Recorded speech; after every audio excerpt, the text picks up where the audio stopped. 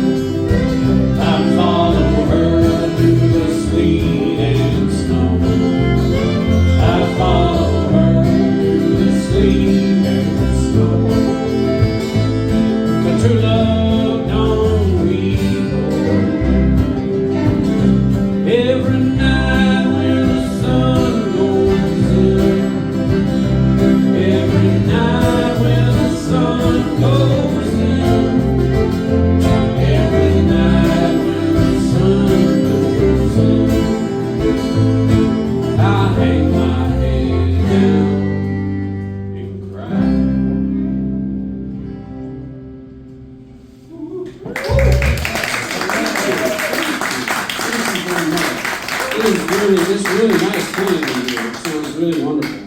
It's a real treat. This is really fun for me, so I'm having a really good time.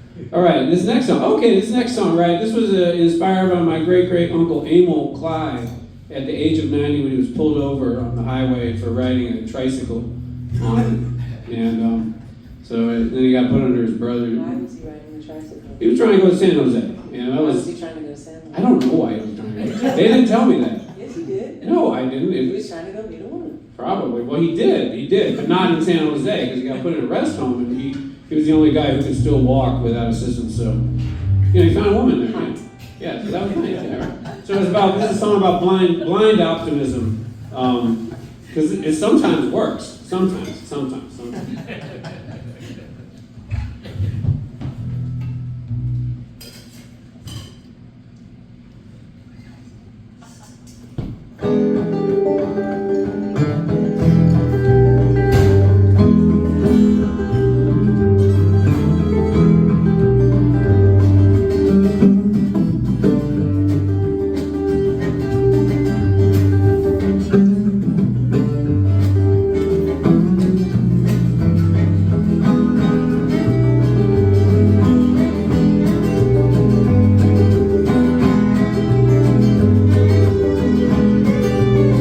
Well, I'm an elderly man riding a tricycle, and I'm cruising down the highway. I'm off to San Jose, 1,000 miles away. I will get there for certain. I'll get there after it's over. Here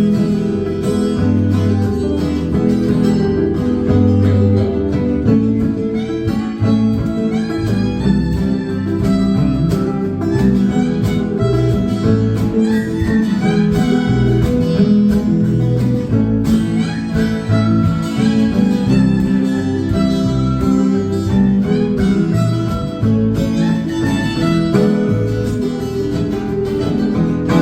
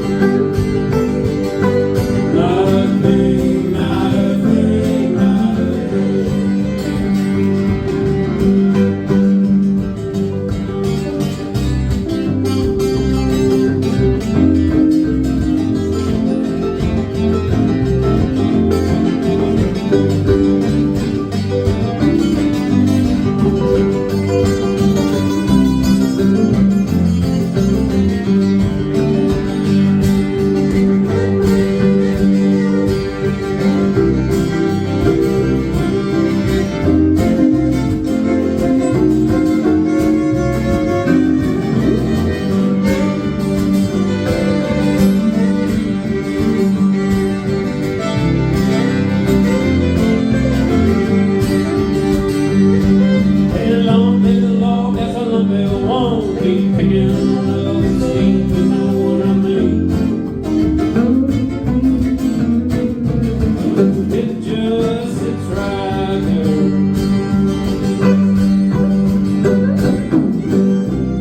And it's basking in the breeze.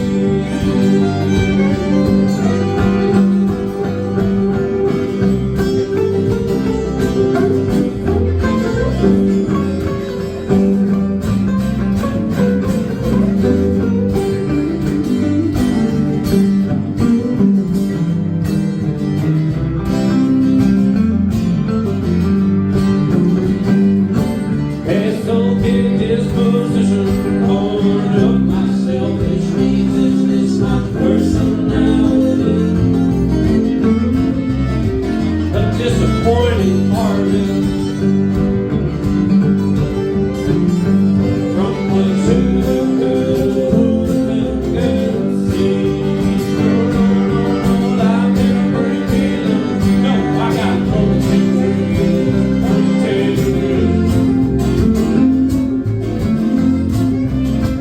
What can I do now?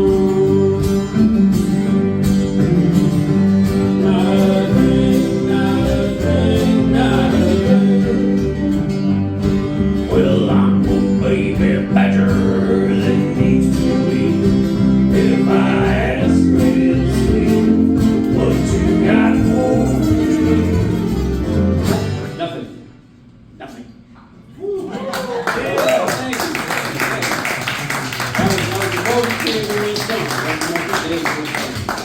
Yeah, thank you. What was before, Tom? Oh, okay, Thunderbolt Beach. Yeah. So anyway, I used to be. I was for one day in London, England. I was in the official, Geek Squad, the Best Buy company. Yeah. Yeah. Right. So in 2007. Yeah, 2007. Just the 4th of July, right before the first time Megan and I played in Frostburg down the street at what was Duncan's. I was in a surf band in New York with this guy named Todd Colburn, right? And Todd was older than me, and we were doing kind of unusual gigs together and putting a lot into it, and we got an email, right? Yeah, we got this email out of the blue. It said, "Hey, are you available to play on the 4th of July?" Right? And we're like, "Yeah, sure." So we sent it back. Yeah, we did. And then they said, "How much does it cost?" And we didn't know what to say because we hadn't thought about that, So we asked for $10,000 and they paid it because the founder of the company, get this, the founder of the company, he was the CEO at the time. When he was 14 years old in Chicago, my friend Todd, who I was playing with, was his favorite guitar hero in the whole universe, right? Because he was in this surf band called Spies Who Surf. And so Todd and I we were doing something called This Spy Surfs. And we were kind of doing that sort of music, and we were writing music about that. And so I wrote this song with Todd a long time ago, and it's called Thunderbolt Beach. Out from outside Savannah, Georgia.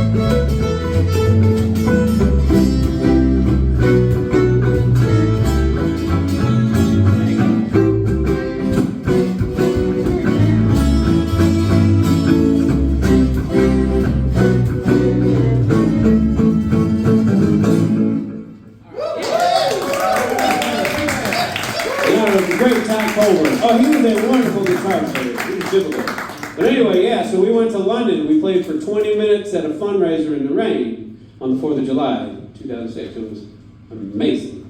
He was a wonderful guitar player, and I like to honor him. Oh, and speaking of honoring people, so anyway, I just played with Megan, and we played my third Del Fest with Joe Craven, and after my first Del Fest with him, which was in 2022, I was fortunate that he asked me, Jody Mosier, and Ray Bruckman come down to Florida with him, play a festival down there, and we had an Airbnb, and we would get together in the kitchen at 7 in the morning, and then just rehearse all day, and then go to the festival, and then play a set, and then go home and eat food, and go to sleep, and then do the same thing over and over again.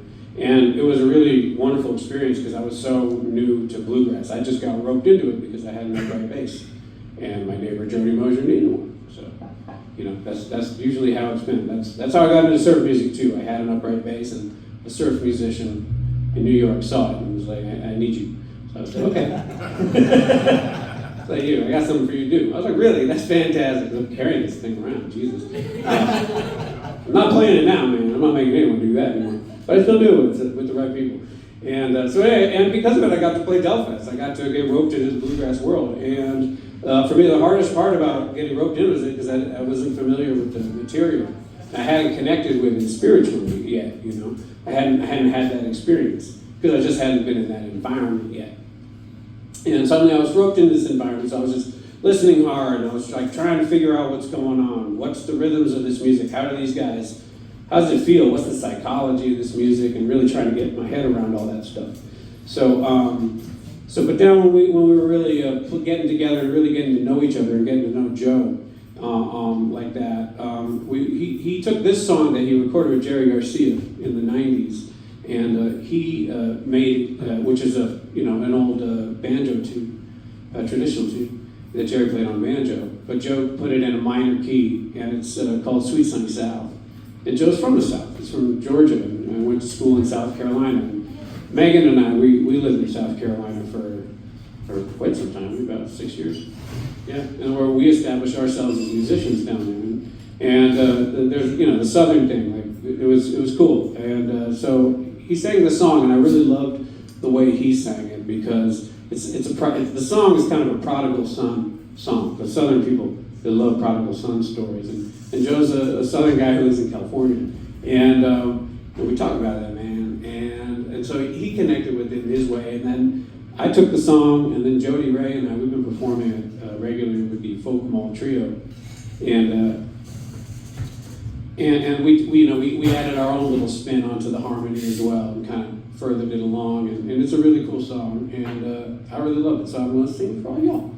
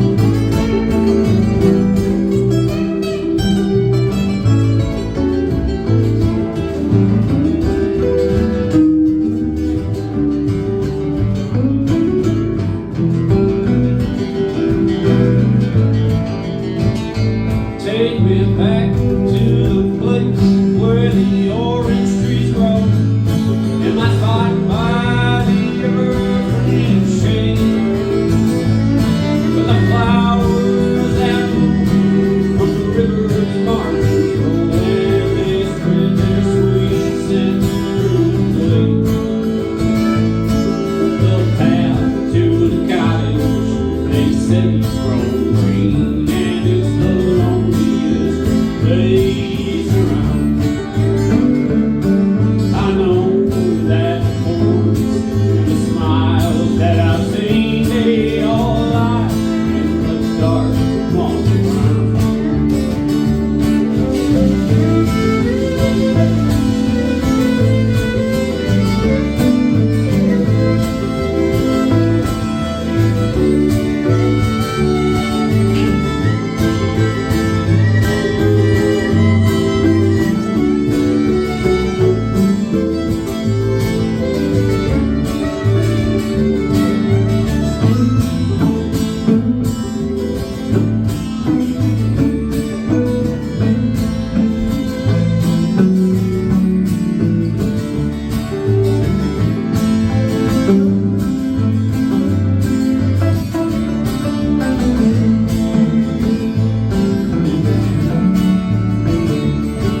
Take me back, let me see what's left that I knew.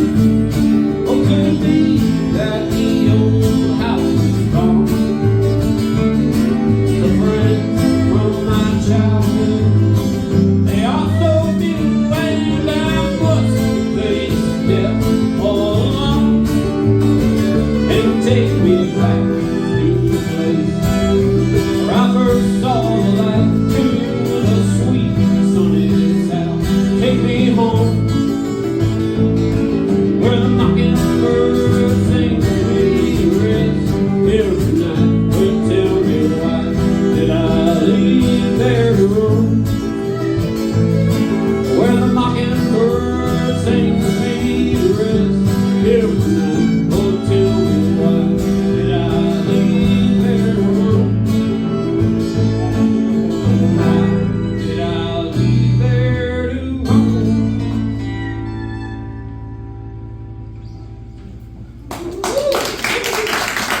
Thank you very much. All right, let me introduce my very wonderful band. Let's see, we'll start over here. To my right, we have on fiddle and trumpet, we have Hannah Livingston. Right. And then directly to my right, we have Mr. Dave Dubb. To my left, we have the love of my life, the apple of my eye, Megan Jean. And then over there we got Tom Bonds. And all these people have really put a lot into learning my music and helping me play for y'all, and I'm extraordinarily grateful. So anyway, so this is a wonderful one. So the first when I met Meg and Jean over here, we met in 2004, right? 2004 November. So we're coming up on 20 years. And we got together, and right away we were like, yeah, this is great. Let's keep going. And so we started playing, but we didn't start playing music together until what, like a year into it? I didn't let you hear me sing for. Yeah, she didn't let me hear her sing for 3 months. Yeah, she didn't want to. I want to make sure you liked me. Yeah, right. Yeah, right. I did. So it was cool. Yeah, it was fine. Yeah, got way better. I was like, oh my God, you're really good at that. Shit. Fuck. That's cool. He told me afterwards that he was afraid I might be bad, and I had seen several of his free jazz shows on Lecture. Well, yeah, I mean, like at the time, I was playing with a Japanese guy who ran around his underpants, right? And I was going to Japan with him, I was going to Taiwan with him, I went to Europe with him, you know? And so, you know, I was having a mad adventure, but it was a very different sort of music. Because music, for me, I just got into music because I love to explore everything. And music is just endless exploration. It's taken me over the world just by like showing up and being like, hey, I'd like to play some music with you. And so, you know, I like to encourage that. It's been a wonderful thing for me, and sharing it with these people.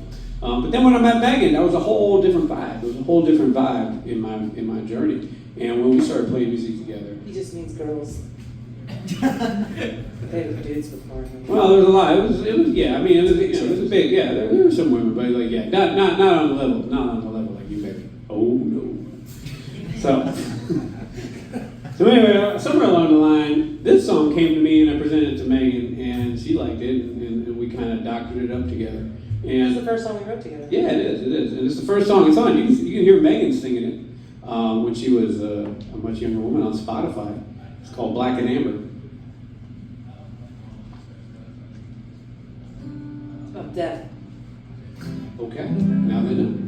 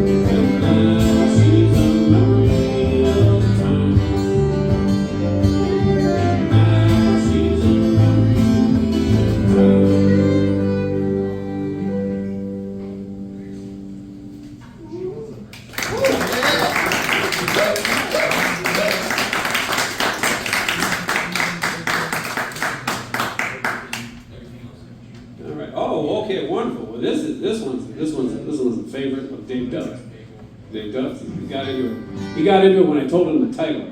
He started laughing. It's called Baltimore. Baltimore. I don't know elegance to Baltimore. It's really, yeah. It used to be about a guy in Baltimore, but I don't want to write a song about him. Baltimore.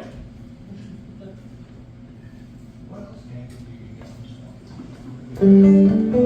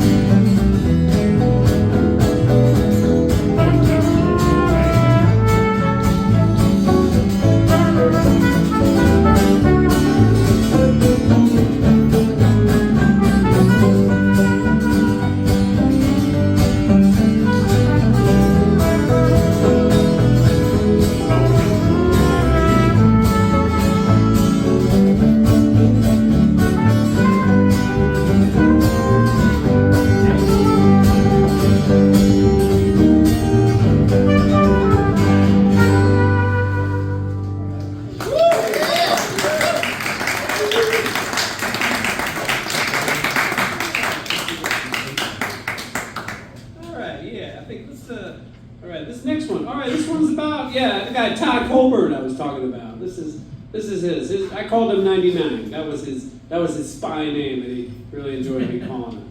But we had a lot of crazy adventures together, man. We got a lot. We used to work with this guy, Reed Stowe, who was an artistic sailor, right? He lived on a pier off of Manhattan in a 70-foot schooner that he built himself.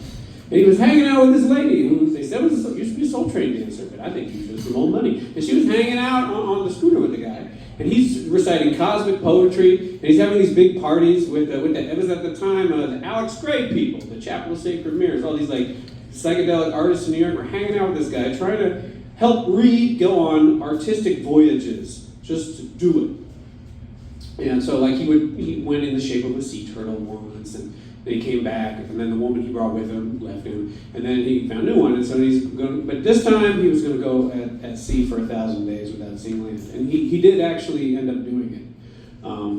And that was the last I heard of him. Actually, that was it. So anyway, so we used to go. So anyway, me and Todd used to go with this guy and his girlfriend to high schools in New York City, and like he would perform his like psychedelic poetry, and Todd would operate a drum machine and play guitar, and I'd play bass, and they were wearing, and it was confusing. I didn't understand it at all. But it was a really fun time. It was a really fun time. I went to a lot of parties with these people, and they were really fun. But anyway, this song is about Todd and also Reed. And this was called 99 Tides.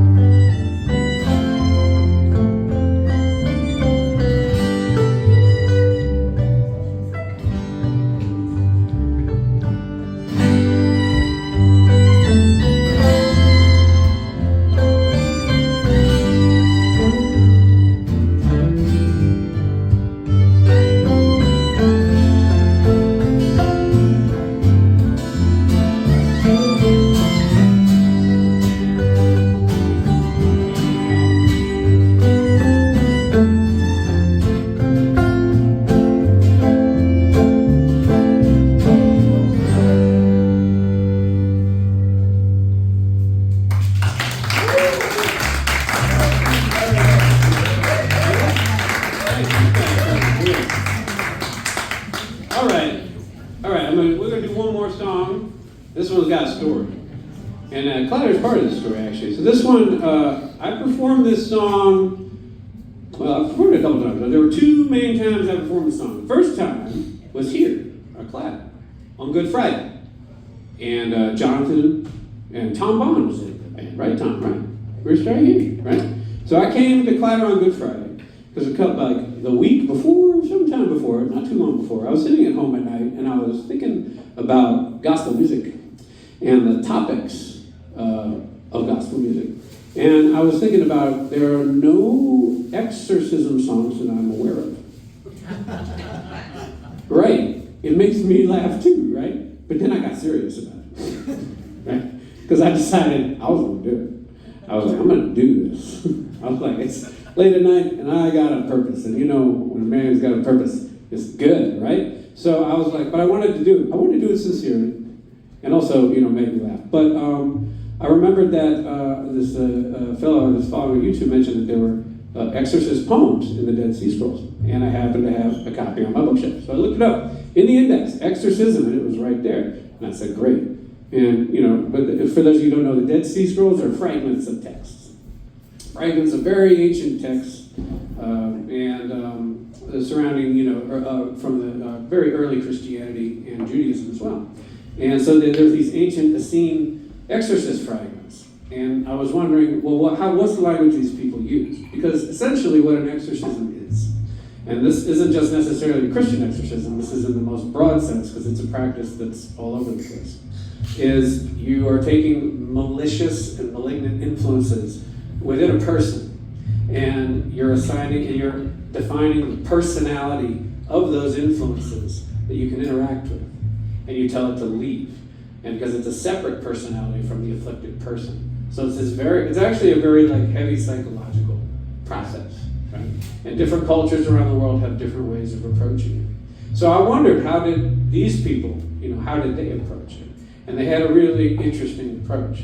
So the line that got me was, "The Lord will strike you with a mighty blow for your destruction." Because if we understand that in a very general sense, we understand that you're looking at the things that plague you. Like if you're plagued by like anger, you're plagued by jealousy or hatred, or any of those sorts of things, you know, that you know, if you can see that that's not you, you can tell it to get out. And a lot of times it's very hard to do that. And there's all these clever tricks that have been developed to get around it. But they said the Lord, if we understand that as the hand that guides cause and effect, the Lord will strike you with a mighty blow for your destruction. So you're essentially looking at all your bad things in your life that are within you, and you're telling them that there's something greater than them, and it can't overpower you, because it's a very aggressive process. So I took that, and I was like, great, I have an exorcism song, but it's still a weird topic. But I played it here with Tom and Jonathan, and they did a wonderful job. Jonathan played conga drums. He sang along. Tom was, you looked really happy that day. Yeah, you looked really happy, man. Yeah, so we're gonna play it. No, but here's the thing. But here's the story. Here's the real exorcism. We're just getting to the story now. That's right. This is the real one. This is the real story. So that was how I initiated this one. It was very friendly, but I still didn't. So anyway, that was my set. That later, after that, in May, it was my second year playing with Joe Craven at Delfest. And the first year I played with Joe Craven at Delfest, I didn't know shit about bluegrass music, so I had to listen, pay attention. I didn't sing. I didn't try to insert my personality or my artistry into it at all. I didn't feel it was appropriate yet. But Jody, Ray, and I had been playing locally, and they've been doing some of my material, and they were feeling really good about it. But I hadn't really given them this exorcism song because I felt like that would be a little much to throw on someone. But what I was doing, because I was still like, no, I'm going to take this song seriously. So if I was sound checking, I would sing the song so I wouldn't be nervous. Give it to the people, Byrne. Let's play it. That's right. They want it. They want it. All right. They want it now. All right. She doesn't want me to tell the story of the I exorcism. want you to tell the story of the Story. exorcism with the song of that. All right. So back me up. Let's get it. All right. All right. I'm going to pause it here. I'm sorry, I'm hungry and I have a veggie burger on the break. That's the only sound I want to eat. Oh, Megan. Oh, Don't mess Megan. with You me, are I'm adorable. hungry.